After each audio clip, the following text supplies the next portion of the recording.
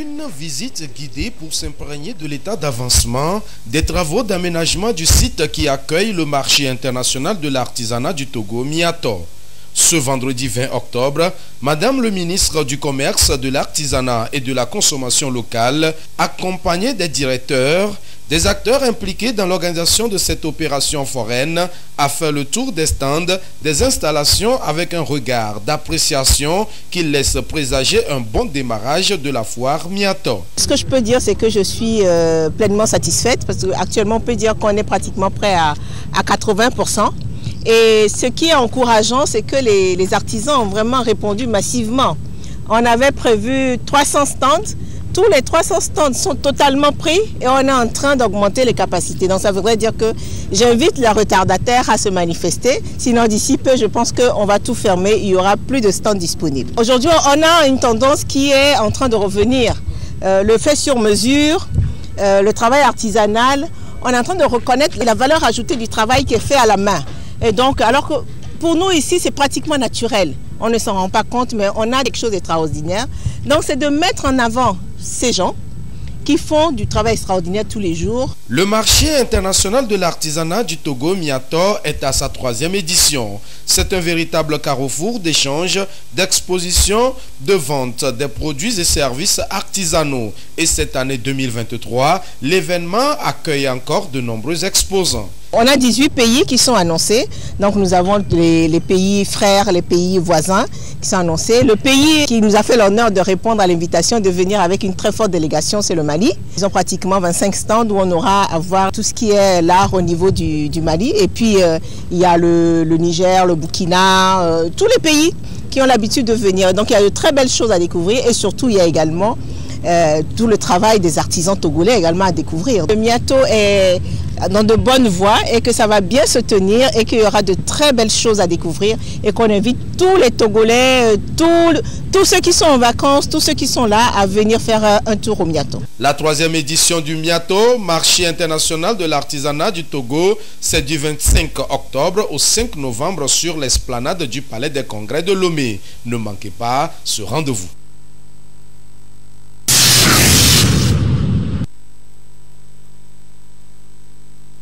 Grand African Nemo 2023, le Togo n'est pas resté en marge de l'opération. C'est un exercice annuel organisé par les États côtiers du Golfe de Guinée en partenariat avec la France pour renforcer les capacités des administrations impliquées dans l'action de l'État en mer et aussi entraîner les unités navales et aériennes pour une meilleure intervention, les cas échéants.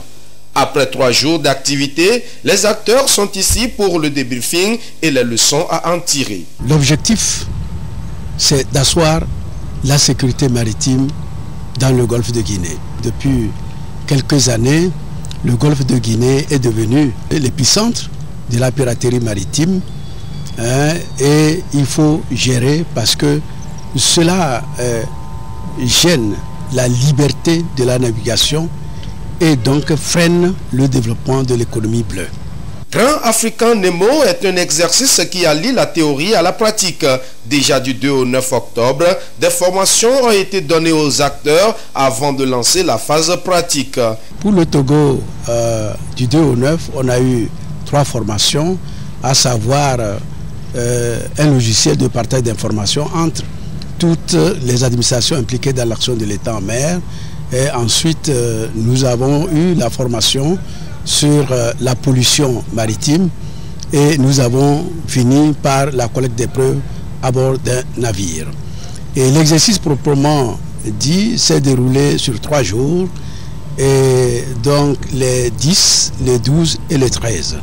Nous avons joué les exercices sur la pêche illégale et non réglementée.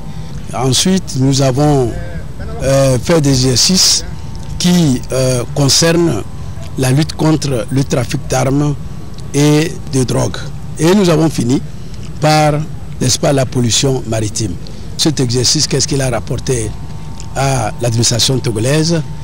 Nous avons renforcé les capacités de nos administrations à partager les informations, à se coordonner, à collaborer et ensuite fédérer leur synergie pour plus de résultats.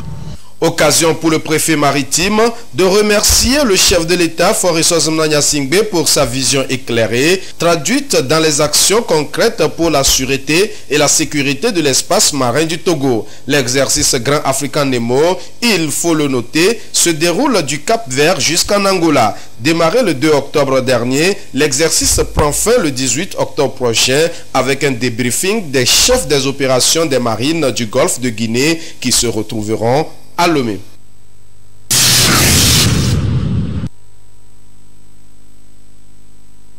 Dans leur mission d'enquête et de collecte d'informations, les forces de défense et de sécurité sont parfois heurtées à des difficultés, ce qui peut entraîner des actes de torture, des peines ou traitements cruels, inhumains ou dégradants. Ceci en dépit des dispositions juridiques nationales comme internationales qui protègent tout être humain. Pour renforcer les capacités des corps habillés engagés dans cette mission d'enquête et de collecte d'informations, l'association Solidarité mondiale pour les personnes démunies et les détenus SMPDD s'est associée avec la Commission nationale des droits de l'homme CNDH pour organiser cet atelier de 2 jours dont la cérémonie d'ouverture s'est tenue ce jeudi 12 octobre à Lomé. Les méthodes comme les interrogatoires coercitifs, les aveux forcés peuvent porter atteinte à l'efficacité des renseignements obtenus des enquêtes et par ricochet nuire profondément au système judiciaire. Et donc nous sommes justement ici pour attirer l'attention des forces de sécurité et de défense sur l'importance de changer de méthode dans les enquêtes et les collectes d'informations. Renforcement de capacité des forces de défense et de sécurité sur les méthodes interrogatoires non coercitives et les principes d'entretien efficaces dans le cadre d'enquête et de collecte d'informations, et les participants seront éclairés sur les principes Mendez. Mendez a été ancien rapporteur spécial des Nations Unies sur la torture de 2010 à 2016. Vu l'expérience qu'il a eue, il s'est rendu compte que parfois dans certaines situations, lorsqu'on fait des enquêtes, surtout on est au niveau des enquêtes préliminaires, au niveau de la police, de la gendarmerie, il arrive qu'on mette la pression sur la personne et il arrive que la personne déclare des choses dont elle n'est pas, disons, l'auteur en fait, c'est ça. Pour pouvoir échapper à des souffrances, la personne peut dire oui, c'est moi qui ai commis ces actes. Au finish, on se rend compte que ce n'est pas lui. Cela peut aboutir à de mauvaises condamnations. Il peut être condamné parce que, alors que ce n'est pas lui, on peut avoir plein d'erreurs judiciaires. Et l'histoire du monde en connaît les erreurs judiciaires. Donc, c'est vers cette amélioration-là qu'on tend. On est en train de dire, au lieu que ce soit une interrogatoire musclée, où tout est calé, tu dois répondre aux questions avec toute la pression, où la personne est déjà intimidée, elle n'arrive pas à dire exactement ce qui s'est passé. On progresse vers des entretiens efficaces. C'est-à-dire, c'est des entretiens, on cause. On peut faire parler quelqu'un sans forcément faire du mal à la personne. Il y a des méthodes scientifiques pour le faire. Donc ces démarches-là doivent être basées sur le droit, la science et même l'éthique. C'est ça le fondement des principes Mendez. Cet atelier, initié par la SMPDD, s'inscrit dans le cadre de son projet « Contribution à la lutte contre la torture et la corruption dans la chaîne pénale ». L'association, il faut le rappeler, a fait de sa préoccupation principale la promotion et la protection des droits des personnes détenues ainsi que l'amélioration des conditions de travail du personnel pénitentiaire.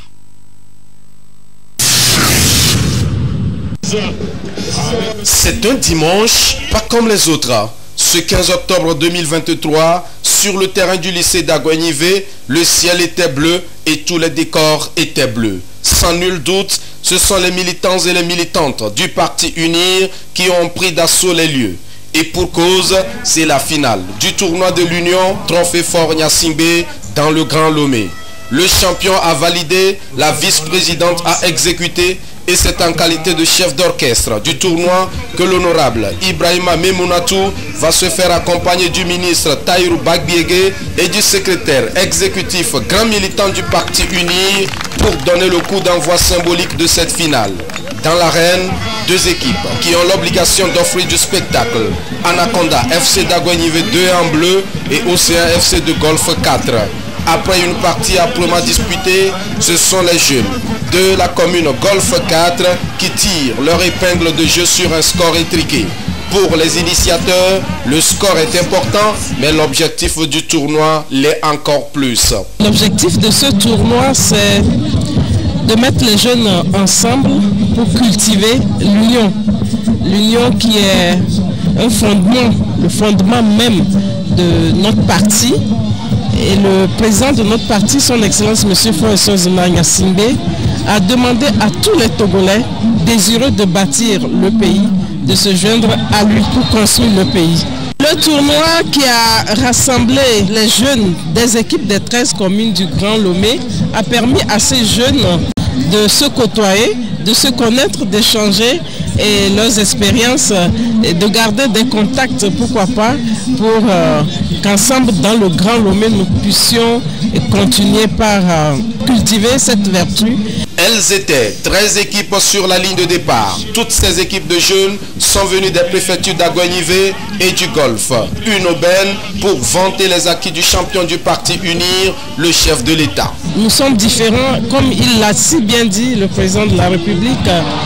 On ne peut pas unir ce qui se ressemble. On n'unit que ce qui est différent. Alors nous demandons à tous les Togolais de se mettre ensemble dans la vision du chef de l'État pour que nous puissions construire notre pays. Et c'est l'occasion pour nous de rendre un hommage appuyé et à son Excellence M. Faure Gnassingbé, président de notre grand parti, président de la République, pour tous les efforts qu'il fournit à la tête de notre pays.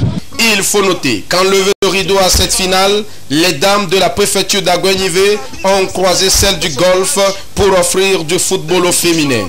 À l'heure des récompenses, Océan FC, équipe championne, empoche une enveloppe de 2 millions de francs CFA, enlève le trophée et d'autres prix encore.